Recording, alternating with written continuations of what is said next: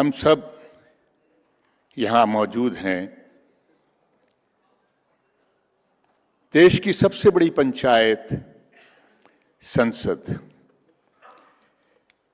जो यहां से बमुश्किल 2 से 2.5 किलोमीटर दूर है,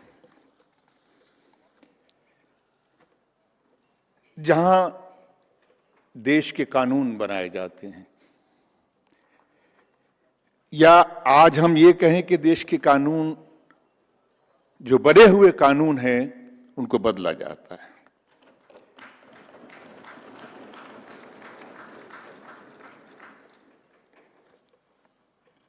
आज की ये चर्चा अभिषेक जी और लीगल टीम को बधाई है इस बात की कि आपने ऐसे वक्त में की है जिसकी जरूरत थी, इसलिए ये चर्चा और भी प्रासंगिक बन जाती है।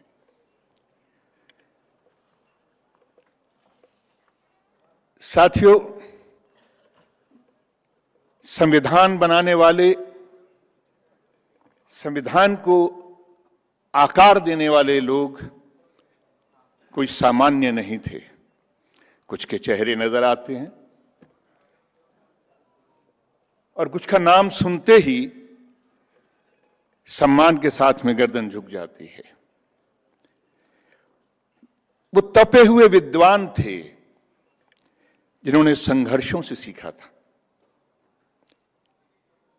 मैं लीगल जबान में ना जाकर, सच्चाई ये कि उन्होंने अपनी जवानी को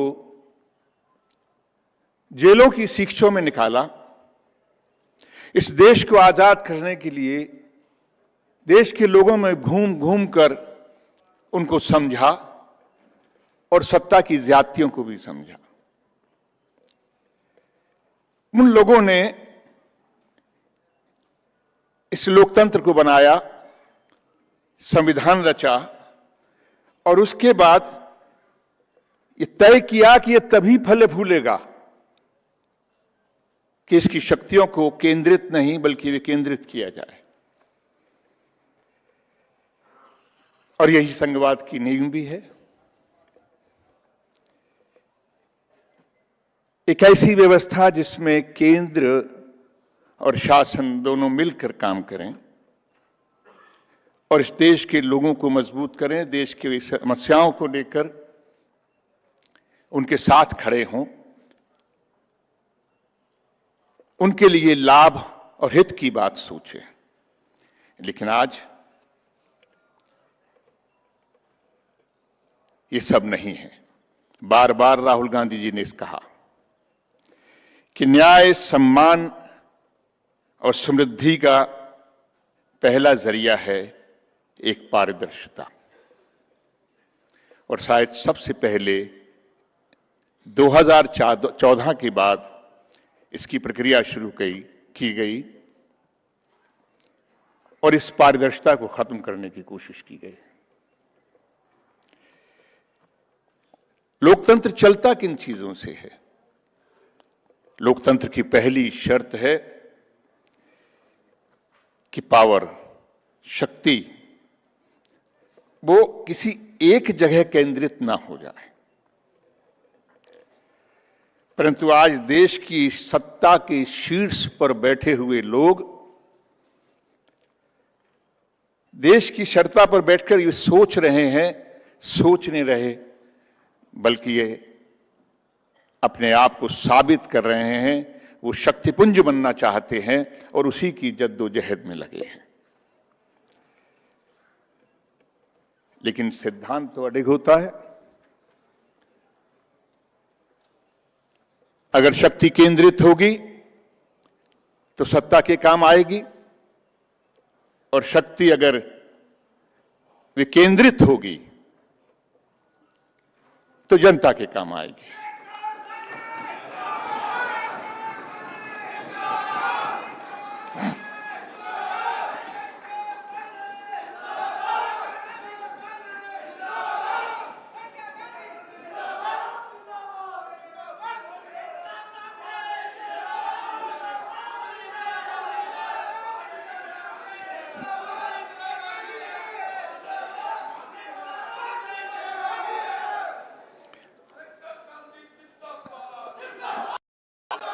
ये बहुत ही मेरे लिए सौभाग्य की बात है कि आदरणीय प्रियंका गांधी जी यहां विराजमान हैं। मैं अपनी बात को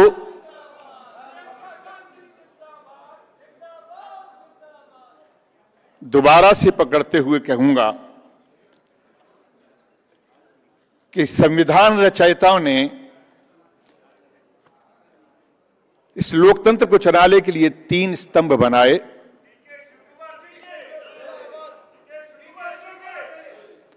विधायिका, नहीं देखिए ऐसे नहीं, सेशन कार्यपालिका एक पूरा और न्यायपालिका। संयम बरतिए।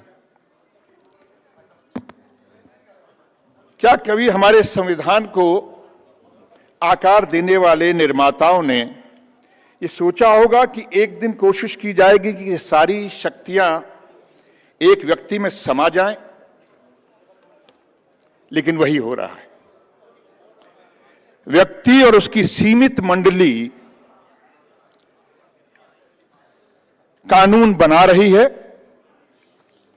और कानूनों को बनाने के बाद लागू करवा रही है और लागू करवाने के बाद उस पर अपना न्याय का फैसला भी सुनवा रही है। ये इतने दुर्भाग्य की बात है कि सरकार के पास शक्तियां हैं, लेकिन वो शक्तियां मिलती किसको हैं?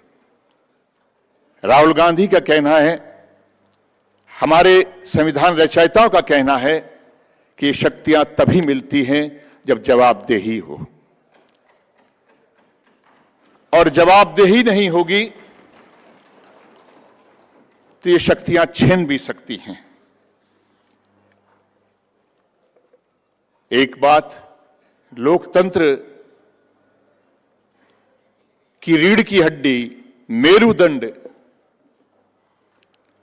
मजबूत होगा, वो तभी होगा जब ये लोकतंत्र की शक्तियां विकेंद्रित होंगी। लेकिन आज धीरे धीरे लोकतंत्र को झुकाने का प्रयास किया जा रहा है।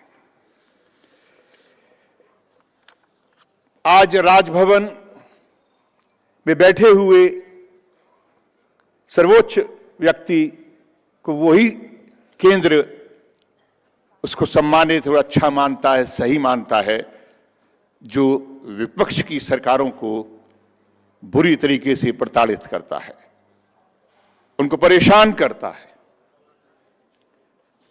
अगर यही लोकतंत्र है तो आज उस आह्वान को जो सुबह राहुल जी ने दिया है कि हम सबको एकजुट होना पड़ेगा, एक साथ चलना पड़ेगा, और आप पर खासकर वकील साहिबान पे बहुत भरोसा दिया है। और आप सबसे हम इतना ही कहेंगे, हो सकता है कि आपके साथ पांव उतनी मजबूती से ना चलें,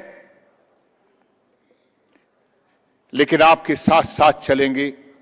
दौड़ ना सके लेकिन आपके पीछे पीछे जरूर चलेंगे। हम सबको लड़ना है और हमारे पास में आज की तारीख में एक ही जवाब है कि हमें लड़कर अपने लोकतंत्र को फिर से बचाना है। बहुत बहुत धन्यवाद और एक बार फिर से आपको सिंघवी जी बहुत बहुत बधाई।